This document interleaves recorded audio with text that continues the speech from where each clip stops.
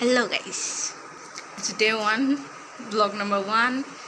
25 দিনের একটা ব্লগ করব বিকজ আমার বেস্ট ফ্রেন্ড আমার রেখে চলে গেছে। এখন এই 25 দিন আমিও দেখতে চাই 25 দিন আমি কেমনে কাটাই। সো ওইও দেখবে এই 25 দিন আমি কি করছি। সো আমি আপাতত স্কুল থেকে আসলাম, আজকে খাতা দেখাইছে অ্যান্ড গেছে আর কি। কালকে রেজাল্ট দিক, তাহলে কালকেই বলা হবে নি একবারে। অ্যান্ড আমি এখন প্রচণ্ড টায়ার্ড, এখন বাজে 2টা অ্যান্ড আমি রেস্ট নিব। আর 5টার সময় আমার অ্যাকাউন্টিং পড়া আছে, সো তখন দেখা হচ্ছে আশা করা যায়।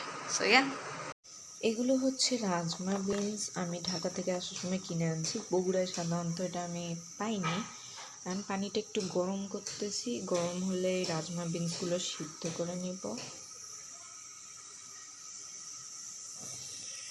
তো রাজমার সাথে রাজমাটা আমি একটু সালাড টাইপ করব, সো ওটার সাথে একটু মেয়োনেজ বানানো লাগবে। বাসায় মেয়োনেজ নেই, তো একটা শর্টকাট মেয়োনেজের পদ্ধতি শিখাচ্ছি। একটু দুধ দিব, যেহেতু বাসায় তেমন কেউ একজন মেয়োনেজ খায় না। এখন এই অল্প একটু দুধের মধ্যে মেইন কাজ হচ্ছে তেল দেওয়া।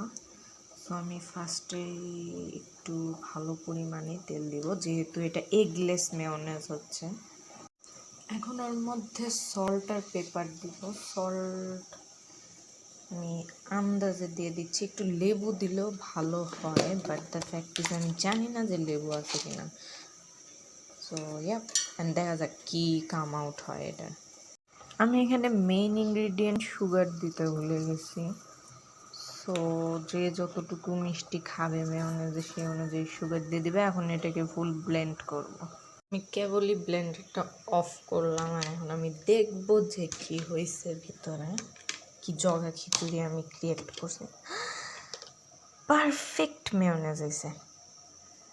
তো এটার ক্ষেত্রে একটা প্রিকশন, সেটা হচ্ছে ঠান্ডা দুধ ইউজ করা লাগবে, তাইলে তেলের সাথে এটা ভালোভাবে ব্লেন্ড হয়ে যাবে।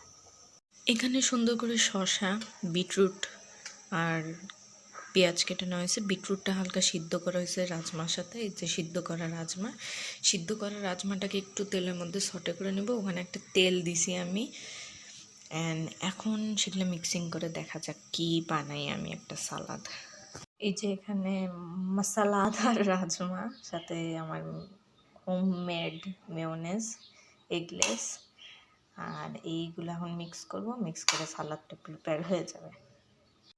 হ্যালো গাইস, স্কুল থেকে আসার পর আমি এসে খাওয়া দাওয়া করলাম।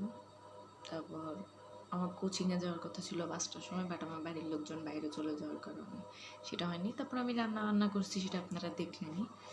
অ্যান্ড দ্যাট টাইমও আমি ফোন চালাইছি, আমার বাড়ির লোক আসার পরও ফোন চালাইছি। এখন বাজে রাত 9টা, আমার ফোনে চার্জ ছিল না 7:30 পর্যন্ত। পরে ফোনটা চার্জে দিছি মায়া দয়া করে, যে 60% চার্জ খেয়ে ফেলে দিলাম, তো একটু চার্জ হোক ফোনটা অন্তত। তো ওই মায়া দয়া করে ফোনটা একটু চার্জ দিয়েছিলাম। এখন একটু চার্জ দিচ্ছি, তাই আমি ভাবলাম ব্লগের এন্ডিং করা দরকার। সারাদিন কিছুই করি নাই, বাট স্টিল এন্ডিং করা দরকার। তো আমি ভাবলাম তার আগে একটা কথা বলি। আমার আম্মু প্রচণ্ড ব্যস্ত মানুষ, তার সাথে আমার ফোনে 1.5 মিনিট, 3 মিনিট, 5 মিনিট এরকম কথা হয় প্রত্যেকদিন। আমার বাবা একজন মানুষ যার সাথে আমার 40-50 মিনিট কথা হয়, বাট বাবা ইজ বাবা অ্যান্ড মা ইজ মা, so totally different. And family বাদ গেল, তারপর সে আমার বেস্ট ফ্রেন্ড, মানে ফ্রেন্ডস অ্যান্ড ফ্যামিলি যেটা বলে, ফ্যামিলি বাদ, তারপর থাকে ফ্রেন্ডস। রিসেন্টলি আমার ফিমেল বেস্ট ফ্রেন্ডের সাথে আমার তুমুল কালাম ঝগড়া লাগছে, হোয়াট এভার ইট ইস, তুল কালাম ঝগড়া লাগছে। লাগার পরে and I just broke my friendship with her, and now she is just my classmate, and আমি ওরা জাস্ট ক্লাসমেট হিসেবে গণ্য করতেছি, তেমন আমি ওরা প্রায়োরিটি দিচ্ছি না। সো ওই যে একটা ফিমেল বেস্ট ফ্রেন্ডশিপে চুগলিগিরি বা নর্মালি কথাবার্তা আমার কিছু হইতেছে না। সো লোনলিনেস কাটানোর জন্য ওই অনেক। অ্যান্ড নাও এমন করতে হইতেছে আমার ফ্রেন্ড কে আছে, অ্যান্ড যে আছে আমার one and only best friend, জানে জিগের কলিজার টুকরা, সে আমার ছেলে আজকে চলে গেছে। অ্যান্ড সে এত একটা ইম্পর্ট্যান্ট কাজে গেছে যে তারে আমি বলতেও পারতেছি না যে আজকে সারাদিন আমার সাথে কী হয়েছে। অ্যান্ড আমি আমার মারে কন্টিনিউয়াসলি 5বার ফোন দেওয়ার পর মাই মম ওয়াজ লাইক, আমি নাই অনলাইনে, আমি নাই ফোনের আশেপাশে। So I was like okay ঠিক আছে, আমার ক্যামেরা আছে, আমার ফোন আছে, মানুষ আছে ব্লগ দেখার জন্য, সো এখানে আমি বলবো। তো রিসেন্টলি আমার ফিমেল বেস্ট ফ্রেন্ডের সাথে আমার তুল কালাম ঝগড়া লাগছে, তো সেই জন্যে ওর সাথে আমার বিচ্ছেদ হয়েছে। মানে বললাম আর কি, হয়ে গেছে আর কি, ওর সাথে আমার তেমন কথা হয় না। সো এখন আমার একটাই ফ্রেন্ড, আর বাকি ক্লাসমেটদের সাথেও সম্পর্ক খুব একটা ভালো যাচ্ছে না, because we all grown up one kind. মানে এরা এত ম্যাচিউরিটি হইতে গিয়ে এত ইম্যাচিউরিটি বিহেভ, মানে ইম্যাচিউর বিহেভ করতেছে, জাস্ট ডিসগাস্টিং। অ্যান্ড আজকে আমাদের খাতা দেখেছি যেমনটা বললাম। সো আজকে স্কুলে একটা ঘটনা ঘটছে, এটা আমি এখন আমার বেস্ট ফ্রেন্ডকে বলি নাই, আমি জানি এটা আমার বলা উচিত ছিল, বাট এরকম একটা সিলি ম্যাটার ওরা এত ইম্পর্টেন্ট টাইমে জানানো আমি প্রয়োজন মনে করি নাই। সো যেটা হয়েছে যে আমি একটা ভালো মানেরই স্টুডেন্ট, মোটামুটি নট সো হাই, ভালো মানের স্টুডেন্ট। সো আমার পরে যে রোলের স্টুডেন্টরা আছে তাদের মধ্যে একজন বান্দা আছে সবসময় ওরা টক্কর দেওয়ার চেষ্টা করে, বাট ফেল, মানে পারে না টক্কর দিতে। এর মানে এই নামে ওকে অপমান করতেছি ওর ভাষ্য অনুযায়ী। তো I was like okay fine, তো আজকে খাতা দিয়েছে, আমি তো কমার্স গ্রুপের স্টুডেন্ট, তো ও ব্যবসায় উদ্যোগ বা ফিনান্স কোনো এক সাবজেক্টে আমার থেকে মানে 2-3 মার্ক এমসিকিউতে বেশি পেয়েছে। অ্যান্ড হি ওয়াজ লাইক হ্যাঁ আমি ওর চেয়ে বেশি মার্ক পেয়েছি। আই ওয়াজ লাইক ভাই আমি তো তোর কোনো বাড়া ভাতের নুনে ছেড়ে দিতে যাইনি, তাহলে কেন আমার সাথে লাগতে আসছিস? আমি এমনি ডিপ্রেশন পালন করতেছি, ওর মধ্যে হুদে আমাকে জ্বালানোর কোনো মানে আছে? আমি চুপ করেছিলাম, কিছুক্ষণ পর দেখলাম যে ওর বাড়াবাড়ির লিমিট বেড়ে গেল, সব ছেলেকে বলে বেড়াচ্ছে যে হ্যাঁ এরকম বেশি পেয়েছে। আমি খালি বললাম বাবা তুমি দাঁড়াও, সিকিউ এর খাতা দেখ, তারপর তুমি আমার সাথে যোগাযোগ করো। তারপর দেখছি সিকিউতে অ্যাজ ইউজুয়াল ওর থেকে বেশি পেয়েছি। তারপর বলছে তো কী হয়েছে, টপারের থেকে তো বেশি পেয়েছি এমসিকিউতে। এটা নিয়ে একটা ও এত হাইপ তুলছে ক্লাসের মধ্যে যে পুরো ক্লাসের মুখে এই কথা উঠছে। আমি লেজিটরে বলছি যে আমি ওটা খুন করে ফেলে দিব ওরে, মানে এগুলা কথাবার্তা শুনে মাথা আমার গরম হয়ে যাচ্ছে। তার মধ্যে আমার ফ্রেন্ডশিপ অ্যান্ড কারোর সাথে ভালো যাচ্ছে না, তার মধ্যে ও এত উল্টাপাল্টা কথাবার্তা বলছে। দেন আই ওয়াজ লাইক আপ টু দেখ বেটা, আপ টু দেখ, বাকি খাতাগুলো দেখ তারপর বুঝবি। তারপর যখন বাকি খাতাগুলো দেখছে ওর মুখ এমনি বন্ধ হয়ে গেছে। অ্যান্ড আই ওয়াজ লাইক হুদে আমার জ্বালানোর কোনো মানেই ছিল না, জানি সে আমাকে জ্বালায় লাভ নেই, তা আমার কেন জ্বালাইনি, জাস্ট ডিসগাস্টিং।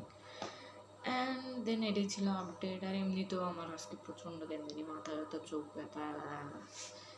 পড়াশোনা তো আমার এই গণ্ডির মধ্যেই নেই, আমার চ্যাপ্টারের মধ্যে আপাতত পড়াশোনা এই নভেম্বর মাসে নেই, ডিসেম্বর মাস থেকে বলতেছি কথার কথা, মানে না যে একদম পড়াশোনা ছেড়ে দিচ্ছি, করব কাল থেকে। সো এই হইতেছে আপডেট। আর আমার বেস্ট ফ্রেন্ডদের সাথে কি হয়েছে না হয়েছে এটা মানে খুবই সিলি ম্যাটার নিয়ে লাগছে, বাট আমি এই জন্য কোনোদিনও মাফ করবো না। ওই যে একটা কথা আছে না, বিশ্বাস ভেঙে গেলে আর জোড়া বানানো যায় না, ওইরকম টাইপ কিছু। আর আমার এই বেস্ট ফ্রেন্ড একটু ইম্পর্টেন্ট কাজে, মানে যে আমাকে রেখে একলা রেখে আমাকে নিঃস্ব বাচ্চা রেখে চলে গেছে, তো কি আর বলবো, ওরও দোষ নেই, ও ইম্পর্টেন্ট একটা কাজে গেছে, আমিও জ্বালাইতে পারছি না। আসলে না আমি এত ইন্ট্রোভার্ট যে আমি নিজের প্রবলেমগুলো আমি মানুষের সামনে মানে রিপ্রেজেন্ট করতে পারি না। যখন আমার খুব রাগ ওঠে হয়তো আমি তখন সেটা প্রেজেন্ট করতে পারি চিল্লায়, বাট আদারওয়াইজ যে আমার সাথে খুব ভালো মতো কথা বলে আমার দ্বারা হয় না। আর ইদানিংকালে আমার প্রচণ্ড কেন জানি টেনশন হয়, হাত বেশি ঘামতেছে, হাত পা কাঁপা শুরু করতেছে, লাইক ভাই কি শুরু হয়ে যাচ্ছে আমার সাথে। এই হইতেছে আমার আপডেট। আপনারা যদি আমার ফ্রেন্ডশিপের গল্প শুনতে চান, আমি বলতে মোটেও ইন্টারেস্ট না, বাট কেউ যদি শুনতে চান আমাকে বলতে পারেন। Content, just content. তো আজকের ব্লগ এই পর্যন্তই শেষ করি, কালকে সকালে আবার নতুন ব্লগ শুরু করবো। আপাতত এটা এডিট করে আপলোড দিব এখন রাতে।